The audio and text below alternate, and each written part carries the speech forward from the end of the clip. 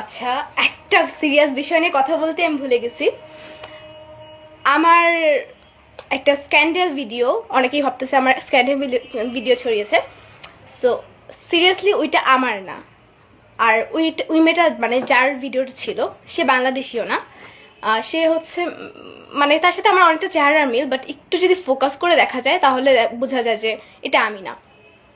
আর মেয়েটা হচ্ছে একটা রেড কালার কিছু একটা ড্রেস পরেছিল, আর মেয়েটার গলায় একটা চেন ছিল যেটা আমার নাই। ভাগ্যিস মেয়েটা হচ্ছে চেনটা পরেছিল, না হলে আমার ফ্যামিলিও হয়তো আমাকে ট্রাস্ট করতে একটু করতো না হয়তো আমার ফ্যামিলি। ভাগ্যিস ওই মেয়েটা হচ্ছে একটা চেন পরেছিল, সেজন্য হচ্ছে আমার ফ্যামিলি বিশ্বাস করছে যে ওই মেয়েটা আমি না। নাহলে হয়তো আমার ফ্যামিলি একটু কনফিউজ হয়ে যেত।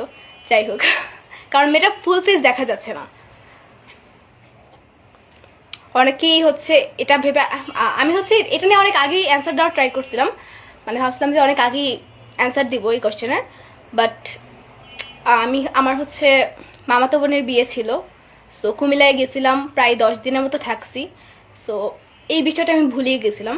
সো ওই বিষয়টা নিয়ে আর তেমন কোনো কথা বলা হয় নাই। আর এরকম একটা বিশ্রী বাজে একটা বিষয় নিয়ে কথা বলতেও আমার খারাপ লাগে, সো বলি নাই।